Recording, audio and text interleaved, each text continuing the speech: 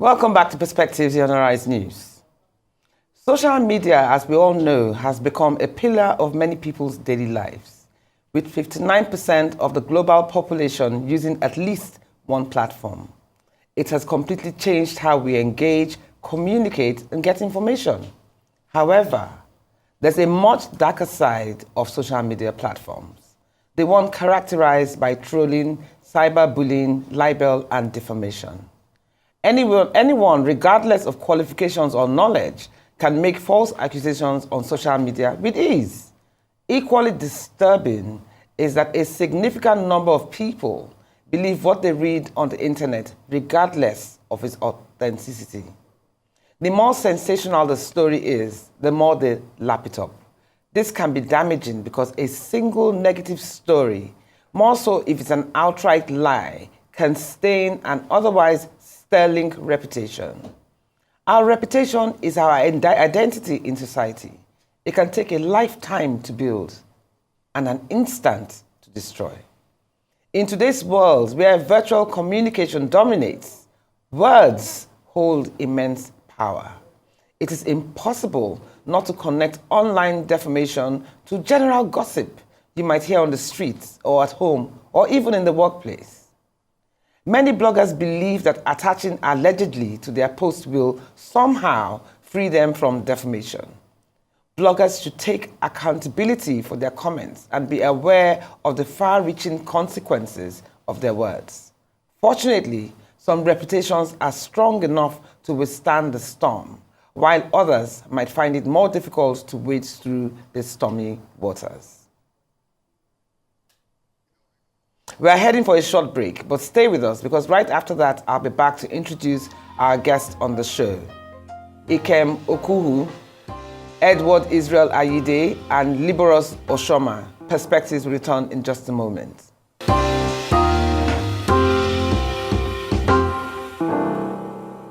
Welcome back to Perspectives on Arise News. It's time to introduce our guests, starting with Ikem Okuhu, who is a journalist and marketing communications practitioner. Ikem Okuhu is the CEO of Brandish Media and also of the book Pitch, Debunking Market's Strongest Myths.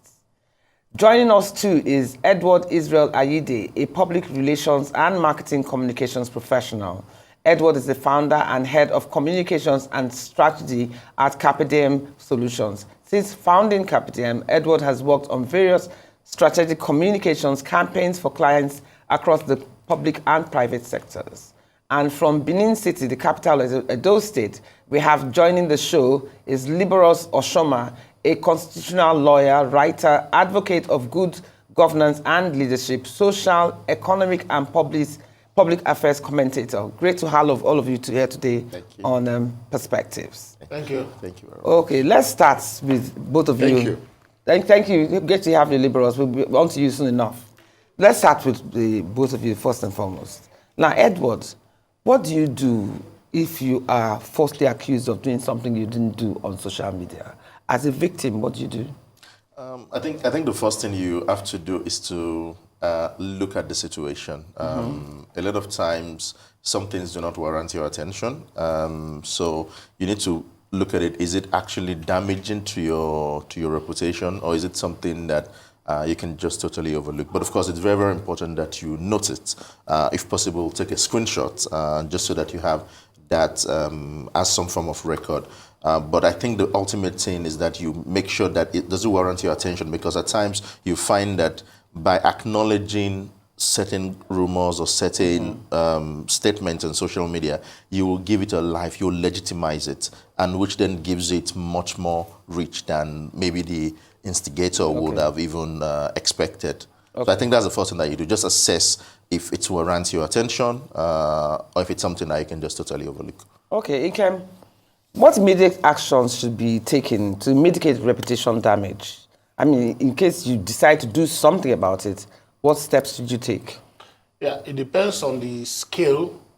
Like you said, you have to evaluate it properly to be able to measure the scale. Professionally, there are tools you can use to track the depth of penetration of such a conversation. If you find out, and I'm talking about people who are in big business, who are big. You can commission a professional to track those things. There are tools that you can deploy to crawl the internet and be able to fish out where these conversations have reached, how many people have seen it, what's the depth of engagement, what's the sentiment score, are people deriding the person who initiated it, are they reinforcing it and believing that it is true? If you measure this, it should tell you the action to take. Either to look for the person behind it, or if it has something to do with your business, whether you can initiate remedial actions such as going to court for libel, or just something that... Well, on average, do you generally think it's best that nothing is done? As difficult as that sounds. Like I said, you have to measure it. There's no average to it, because as you feel about it might not be as I would feel when a similar thing happens to me. So, but if you look at it and find out, has it damaged your reputation to the point where you need to seek remedies for injuries? Okay. Is it possible it could damage your business where some deals, some transactions might be affected because of such an issue? That's when you now decide. Otherwise, at certain levels, especially the ones that we see in Nigeria where people make a lot of noise about it, silence is actually a very, very, very, very strong option. Yeah. Because there are some of those things that I see from the third parties, from the person affected, not from the initiator. A few of them have happened very recently where I didn't even know something was happening until somebody now screamed, look at what is happening to me, look at what this guy have done to me. And I'll now go, is it possible that so person could be this low to do this? And I will now go through Google, you search. You now look for the real issue and start feasting on it like a normal human being. Negative press it goes further, and it is from the origins of media.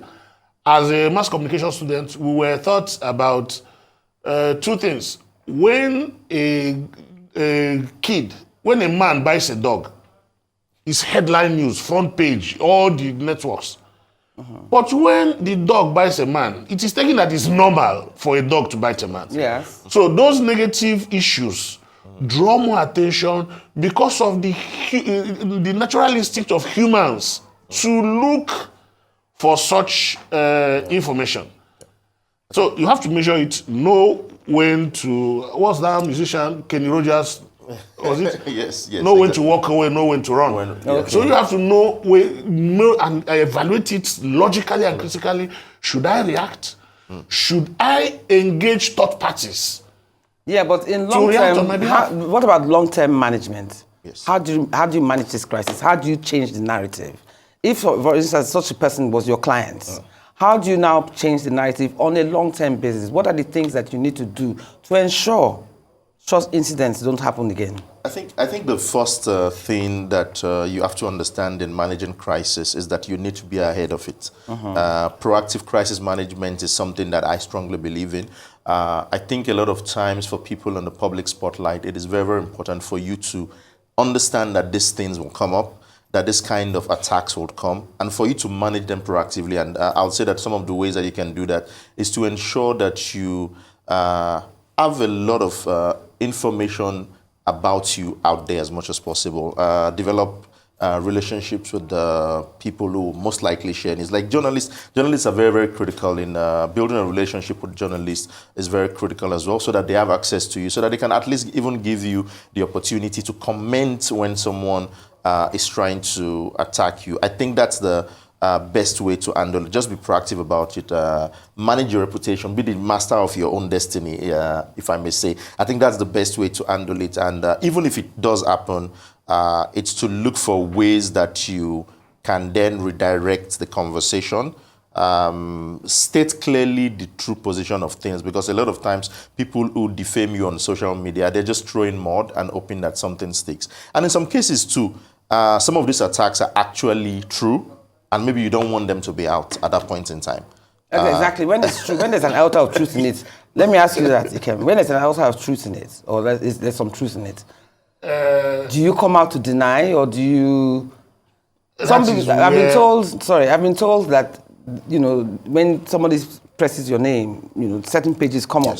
I've been told that the more positive output you put on, the more the pages tend to go to the far back. So does that have any effect? Yeah, it has, but it's expensive. There are professionals now who do a lot of digital suppression. Yeah. So who go there and make sure that common searches, like simple searches such as name searches or corporate searches, don't bring up negatives. So if somebody is looking for my name, for instance, you look for Ikem Okuhu. Chances are, before those negatives come up, it might take time. So if you employ the services of somebody who can do strong digital suppression for you, you stand a weaker chance. Another way is, there are some of us who also have relationships across the blogosphere who can implement what is also called digital footprint cleanup, where you start reaching blogger after blogger, online. That's almost like a tireless exercise, because it's expensive, it's like but it's an option. Bloggers, it's like it's an option depending on the weight.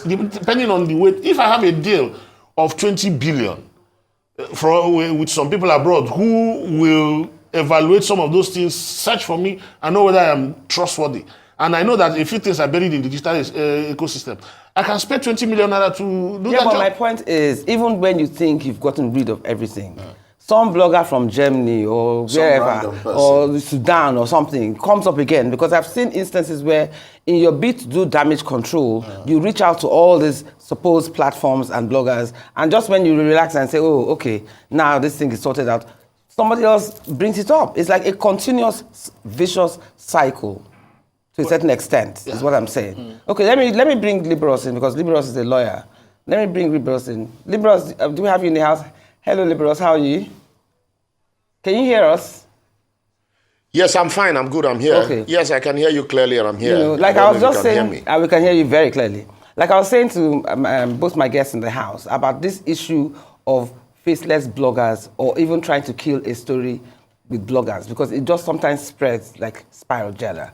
So my question is, how feasible is this faceless blogger myth? After all, blogs are meant to be registered. They have bank account details. Shouldn't there be an office equipped with this information? Yeah, I would say that these issues, if you have technology, they are not that difficult. They are not far-fetched. If you look at, if in discussing this issue, you can't really run away from looking at the positions of the law.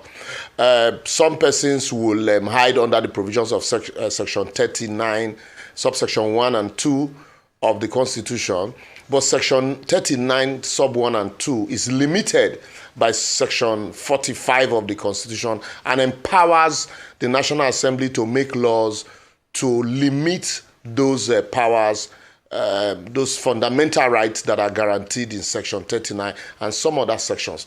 And it is in pursuance of those limitations that the Cybercrime Act was made.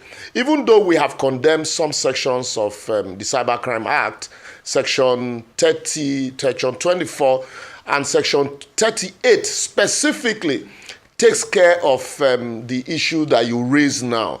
And please permit me quickly to read Section 38 so that people will also understand that, you know, there are laws. It's just that our problem is usually, you know, lack of the available tools to implement this law. If you look at Section 38 of the Cybercrime Act, even though we also have condemned that section, it says quickly, I read, a service provider, it says that a law enforcement agency may, through its authorized officer, request for the release of any information in respect of Section 2B of this section, and it shall be the duty of the service provider to provide service provider to comply.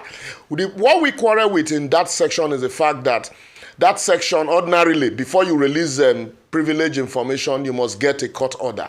But that section just empowers a security officer to request for your information online, your data, and they don't need a court order to request for those information. And also, you like I said, Section 24 clearly defines what a cyber crime is. And if you also permit me quickly to read Section 24 so that, for the benefit of our listeners, and I will go to the area that concerns us at the topic you're talking about. It says, any person who knowingly or intentionally sends a message or other matters by means of computer system or network that he knows to be false for the purpose of causing annoyance, inconvenience, danger, obstruction, insult, injury, criminal intimidation, enmity, hatred, ill will, or needless anxiety to another, or causes such a message to be sent, commit an offense under this act. And the Court of Appeal,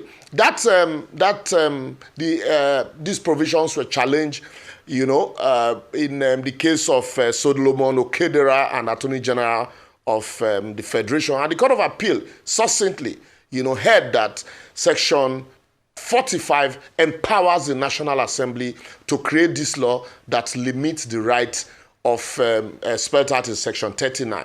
So what that means is this, for the fact that people are not ready to use security agencies to go the whole hog, to track information and get the data of some of these faceless bloggers, does not mean that if, somebody that is ready to go that whole hog will not be able to track anybody. Okay.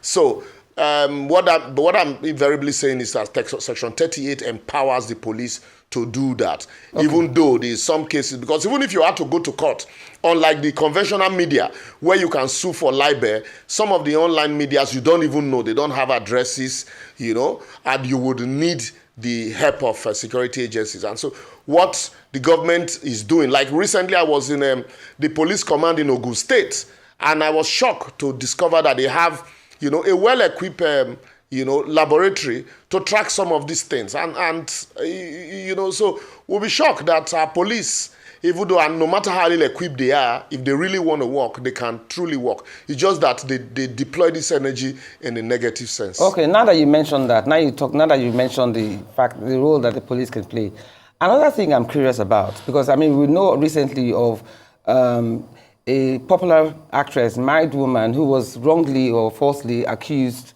of dating a renowned politician. We also know of another very famous woman who has also been a victim of cyberbullying and defamation of character. So one of the ladies actually sent, her lawyers actually sent a cease and desist letter to stop them from obviously continuing with the story. But is that enough? What about a retraction and public apology? What further steps can be taken if the blogger refuses to cease and desist?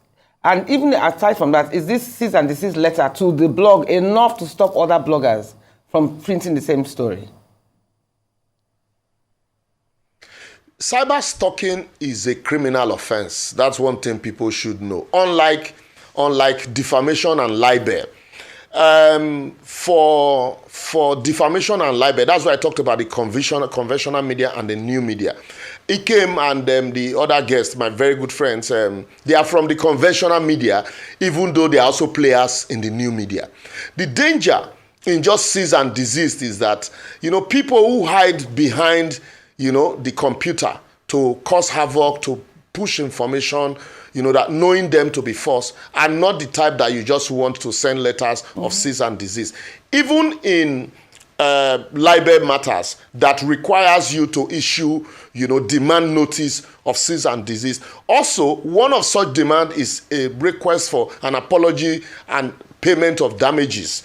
So all of this should go together. And then secondly, being a criminal offense, it is not enough to just write a cease and desist demand letter and then seek for damages, and also ask that seek for damages, but there's also need to involve the security agencies on this, because like I had said, Section 38 of the Cybercrime Act empowers them to get this information from the service providers.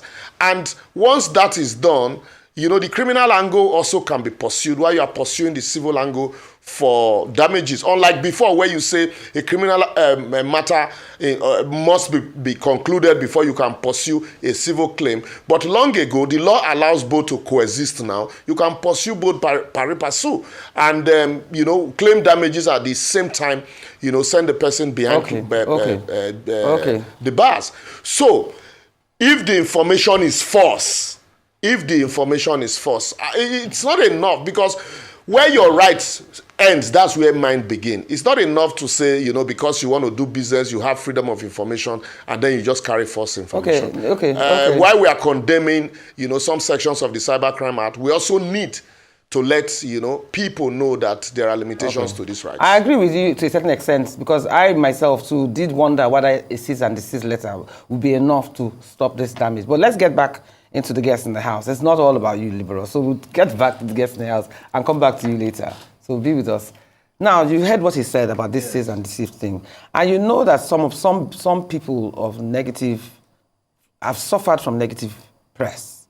Some of them have even gone to mental health issues. I mean, some of them it has affected them so drastically. So I used to also the same school that such equally drastic measures should be taken to nip such acts in the bud, to send a message across to others who want to toe that line of spreading negative stories. Let's start with you. Yeah. So I think one of the things that happens with defamation suits or with attacks on people's character is a lot of times people feel like, I don't want to go the extreme, I don't want to go the full route. But I think it needs to get to a point where people are made to be accountable for these things that they do to public figures.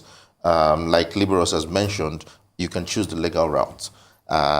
You can also ensure that you use the media to hold the person to account. So as much as the person has put out negative news about you on the media, you can also use the media to ensure that that defamation is made public and that demand that they correct that action is made as public as possible.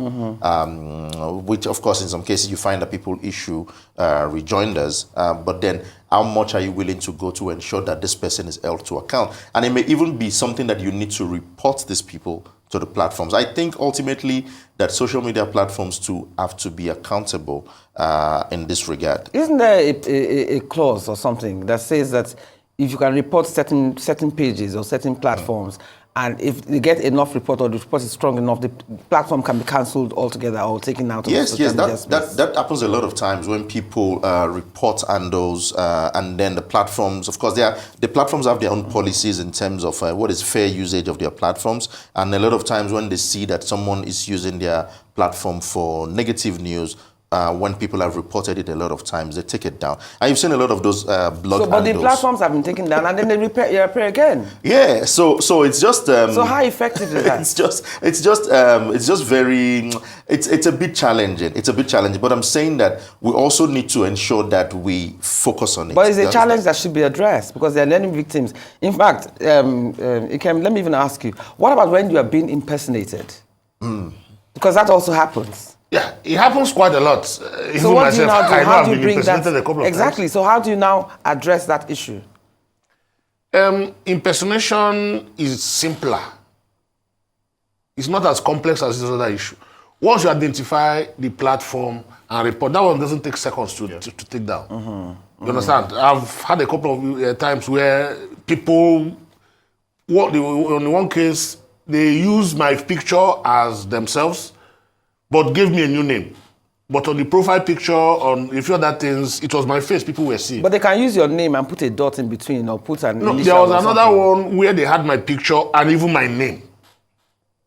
Okay, but how can individuals and organizations protect themselves from the devastating impact of negative news?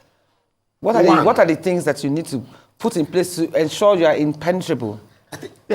The very first thing you need to do, you know, Liborus, I'm sure he's still listening, you need to manage your social profile a lot more diligently.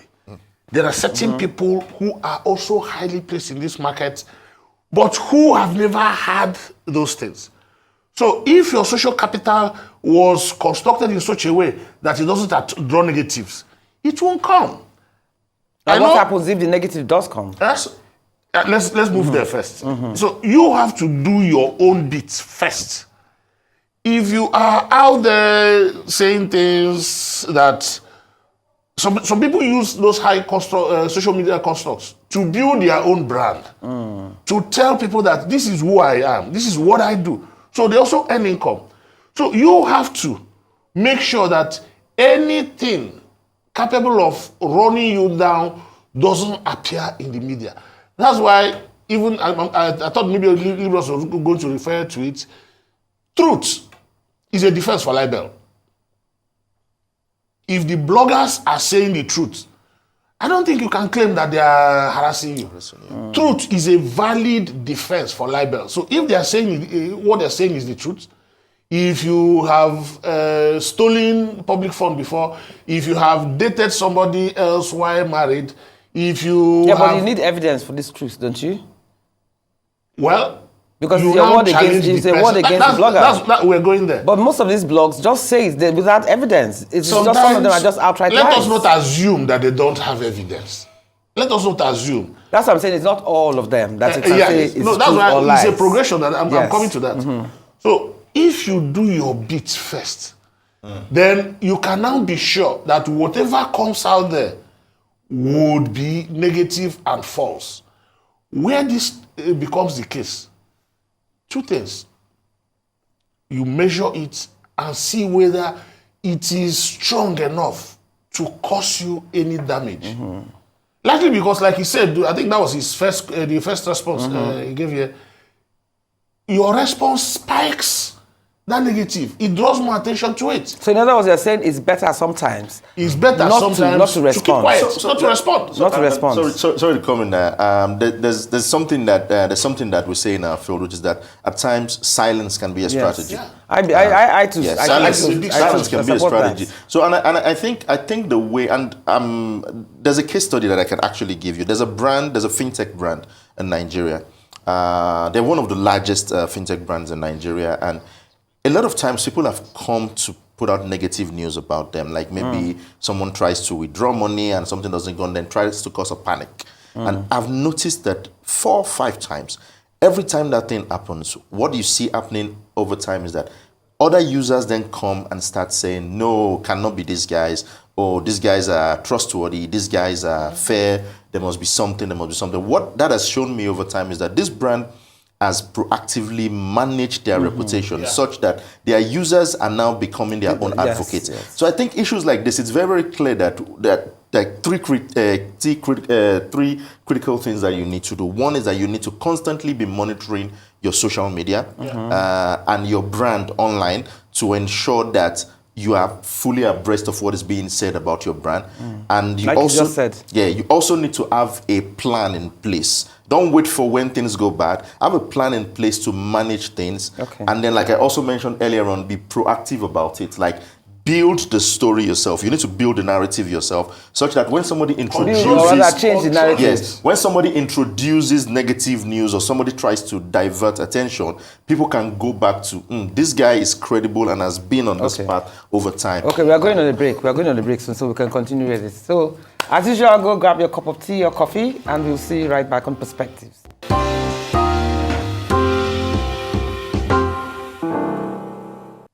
Welcome back to Perspectives. So can we please have Liborus in the house again? I'm itching to ask him a question or two.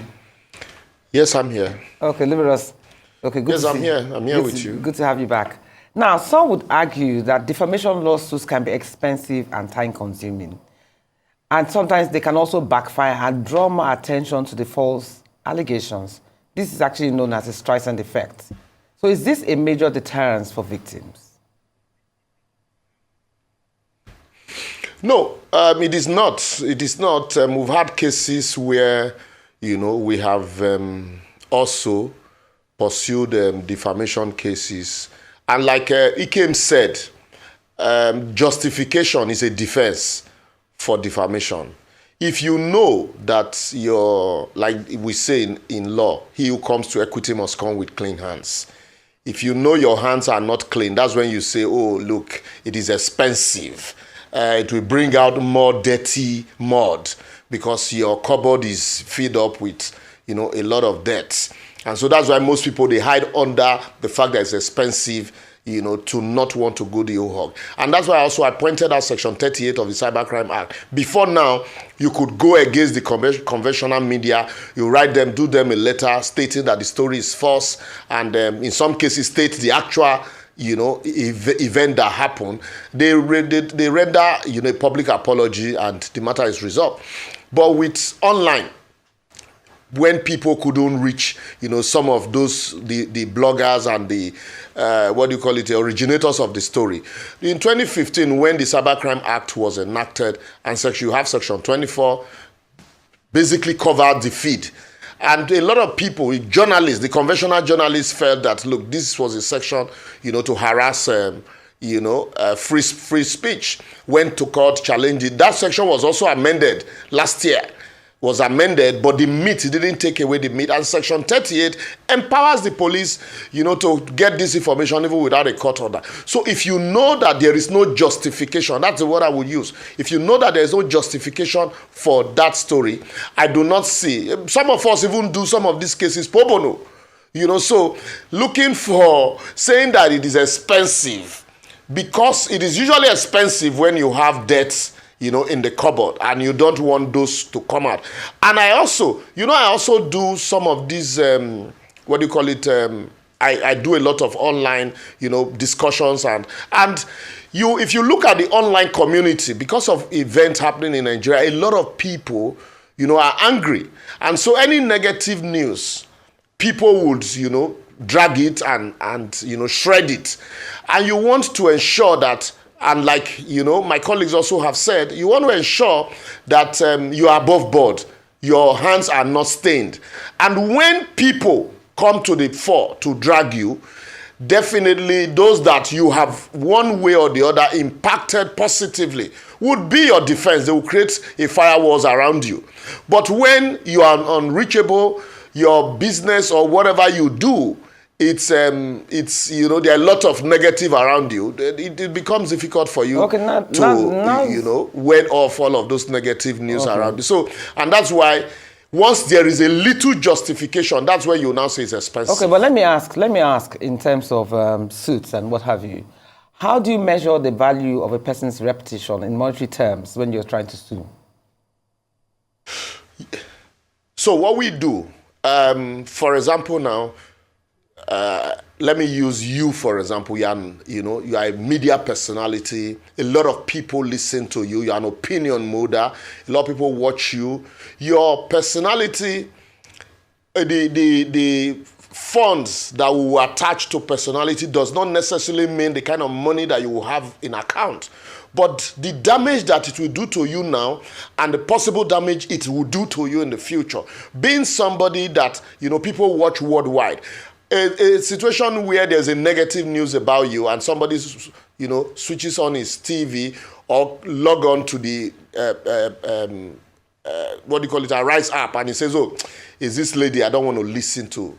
So you estimate all of these things that would happen, and then you put a figure to it. The figure might not really necessarily be enough, but, it will be adequate. So you estimate. If the person is somebody of means, and then you can calculate, it's what we call particular damages and general damages. You can calculate particular damages to say that you're chasing a business, 20 billion naira business, for example, and that negative information, unjustified negative information, and then there is no basis for it, it is false, cost you that transaction. That's one, is a particular. You have particulars, you can be specifics. And then outside that, you now go for the general, the ones you can't quantify and you will just imagine. So there are two kinds of damages. And so the particular ones, the court will want you to prove particulars of those damages, and then you talk about the general damages. And sometimes general damages also flow from the particular damages. So it's thank you so much. It's arithmetic that it must be 1 and 2. Okay, thank you, Liborus. It's good.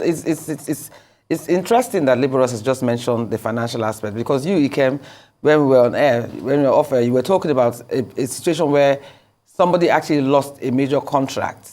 So tell us what happened. If such negative conversations, publications cost you business, And it has been known to happen. it has happened to my client, where he was supposed to conclude a deal outside the country, only for him to arrive and they are flashing a material that he had almost forgotten about it. He lost that business. A friend of mine, his clients in this industry too, also had the same situation, where deals that were already wrapped up, you just put pen to paper and then transfers happen, they lost it. Those are where they was talking about particular damages. You, as a presenter here, your brand assets, there's a way to measure it. If this program is watched by 20 million people, for instance, and because of a possible damage to your person, you lose the trust, the belief of a sizable people, a sizable segment of that audience. That's quite heavy, and it can be measured in monetary terms, because your brand is not just measured by your net worth.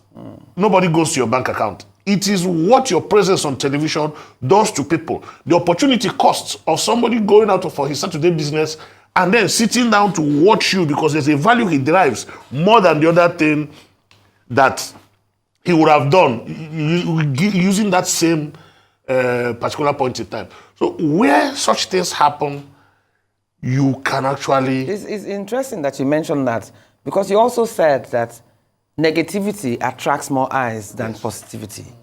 So in such a situation where your brand is being destroyed or your brand has been seriously damaged financially, emotionally, whatever, how do you now address and begin to change the narrative? Aside from going to court because for of financial compensation. That is where the media comes in. Like this person now, for instance, who lost this job because of this scandal. He lost that job largely because, one, he didn't take action when he should. He mentioned about being proactive. By the time that thing happened, he didn't reckon it was going to be logged on the internet. And like they now say, the internet never forgets.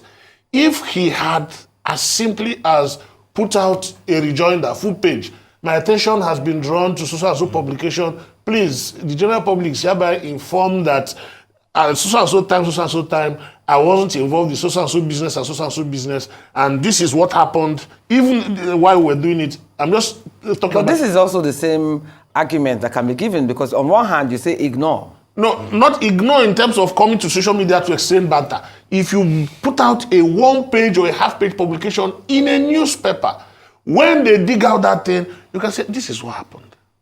This guy, you cannot have a defense. So you're saying in some cases you cannot afford to ignore, because it might come back to haunt you. If it will involve this kind of material damage, Liborus mentioned, you have to put out something for the sake of legalities. That yes, I responded to this because you have sensed that it has a potential to ruin or deny you some business opportunities. Put out something. It doesn't have to be dirty, fighting dirty or going after the person. Put it out. If you are now going to take other actions, you can. Also, there are some people who institute those legal actions. They might just go to the court and leave the matter there. They won't even pursue it. Why? Because assuming any opportunity comes, he rears his head while you're discussing a business. Please, this is a lie. It is in court. The court are looking at it. It now helps out. Okay, let me ask another question. Shouldn't a bill be passed that can call some of these bloggers or social media platforms to order? Because it just seems like an exercise that anybody can do. I can just decide I don't like you today and go and write something damaging. Shouldn't there be a bill that should be passed to protect individuals and brands?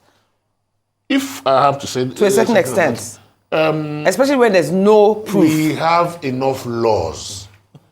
It is using those laws, putting those laws to action that is the matter. What I want to say here is, I think rather than even making more laws to pile up on laws that we're not using, even the Cybercrime Act, for instance, the provisions of in the law against defamation, apart from the punishment, the provisions in the law against defamation can cover those. But can somebody be sentenced? Yes. If it is Has it criminal... ever happened? I've now known of any blogger that has gone to jail because of some... If it is criminal defamation, the fact that it has not happened doesn't mean that the law doesn't provide for punishment. But what I am saying, let me just come. What I'm even saying now is, I think, I'm taking this beyond Nigeria. The world of business, the world of policy should begin to put pressure on the owners of platforms. And I'm talking about Google, I'm talking about Facebook, I'm talking about Instagram, I'm talking about X, formerly Twitter. I'm talking about even the domain registers. To make sure that, one, nobody is giving dark identity on the internet. If you have to register a domain that you are going to talk about people, and your conversation is not limited to a certain locked, closed group. You are going to talk about me and those outside your circle. People should be given access to who you are and where you operate from. A situation whereby I register a domain and I become faceless, I become a ghost, and I am pushing something from Mars into the earth. It should stop. Those people who are allowing this thing are the one who actually making this happen. The same way, these guys and their algorithms should work on it to make sure that certain news, their news values change. When you allocate a bigger percentage to negative stories all the time, making sure those ones trend. I've written all sorts of things about economy, business, banking, marketing, communication. I have to push it to the space, short of stuffing it inside people before they see it. But, and those are the things that give value. Provide business intelligence. Guide people on how to do things to make sure that... Yeah, but you and I both know that negative news is much sweeter. That's what I'm saying. Let us put more pressure on these guys to make sure that they allocate a bit more percentage of their algorithm to these guys. Because it's a reward for bad thing. That I am damaging people's reputation, and then you're pushing more ad content to me. I'm earning more income by damaging Daniel's reputation. And businesses are supporting me by exposing the adverts, because I know that they now suspect that more people come to me. Why did Readers Digest come out? Why did they become so successful? Because they ignored negative news and said, yes, we must talk about good news. We must talk about positive news. We must talk about... But does Readers Digest even still exist? No, that's why I said they've stopped. Used to be very popular. They've stopped. Used to be very popular. But what do you have to say to this, Edward? So, I'm not a fan of overregulating the media landscape. We're in Africa, and of course, a lot of us grew up in the era of the military dictatorship. So we know how the press can be stifled, how media can be controlled if we're not careful.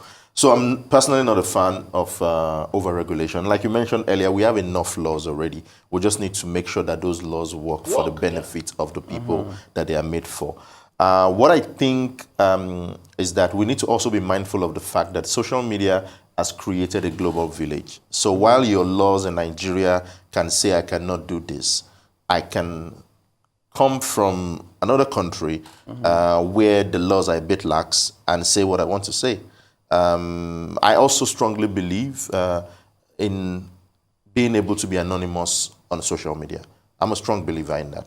But I know that there also needs to be measures put in place to ensure that people do not use social media platforms for nefarious activities. Yeah, but anonymity encourages negativity, especially if there's no truth. I think he's talking about his person. Not necessarily. You as a person. Not necessarily. I think that we also need to carry regulating social media along with ensuring that there's freedom of speech? Because we've also seen situations where in trying to control the media, we then suppress the media. So it's a yin and yang. Yes, there's some balance that needs to be put in there, which is why I say that ultimately, I think the responsibility is in the hand of the brand. On how to manage and control. Okay, let's bring Liborus in. Liborus, are you there? Are you still there with us?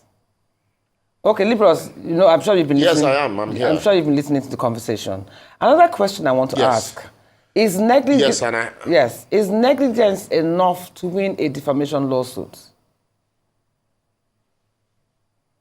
No. But before I answer that question, there's information I needed to pass. Since the Cybercrime Act was passed 2015, about 25 journalists had been prosecuted under the Cybercrime Act. 5 this year. So while we are I believe that the two issues should go pari passu. Press freedom and at the same time ensuring sanity, in the cyberspace. So it is not true that nobody had been arrested. A lot of people have been arrested, have still been arrested. Section 24, and then it is not, we have enough laws. Section 24 is has done more than enough damages. So it is in cases like this, the government that we have consistently be asking to amend Section 24 will point to the fact that, look, this is why Section 24 is necessary to curtail some of these excesses. It covers the feed, like I said. So it is not lack of laws, but lack of the willpower to implement, which is the issue of negligence that you raised. Negligence is not a defense that you didn't take action or you slept on your rights. You decided not to. But when you now decide to wake up to do something because it has become a recurrent decima, you can't say because you libeled somebody before and he didn't do anything and now you have the justification to continue the libel. It is not a defense in law. But I also strongly believe that there is need for being proactive. There's need for gatekeeping also. A lot of people gatekeep. I know some people in Nigeria, who spends millions, on press management. It's just that a lot of our high-profile lawmakers, politicians do not understand the import of today's media. Today, the media has moved from the box, the television and the newspaper to, just even the phone in your hand and a lot of smaller devices. So if you think you can still ignore those, you can afford to ignore the media today, then you are doing that at your own peril because everybody's looking for information. And with a click of the button, you can access the information worldwide.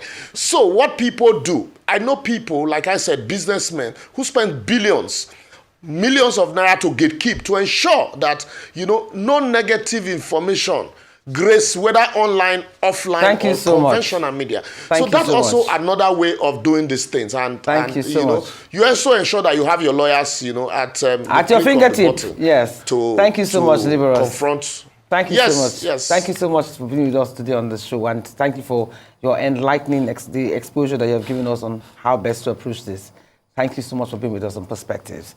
And I have to thank you to Edward. I have to thank you to Ikem for being with us today on Perspective. And, hopefully this has opened avenues for people to look into this and know how to better handle any negativity that comes their way or to their brand. Thank you so much for being with us on Perspective. Thank you for having us. Anyway, social media might seem like a lawless environment where scroll comments and reckless libel are simply the order of the day. If you're the victim of libelous attacks and false accusations on social media, it's natural to feel shocked, angry, and oftentimes helpless. But you're not powerless. Some might choose to stay silent and let it flow like water off a duck's back because it's just not worth their time. But for those who refuse to do so, there are several steps you can take to remedy the situation, as you have heard from our discussion today. A lawyer, as always, will be able to provide expert advice and guide you in the right direction. And always remember, like I keep saying, life is a learning curve. So that's all we have time for today. You've been watching Perspectives here on Arise News with me, Ruth Osime. Until next week, when we come back, it's goodbye from me and have a satisfying week. See you next week.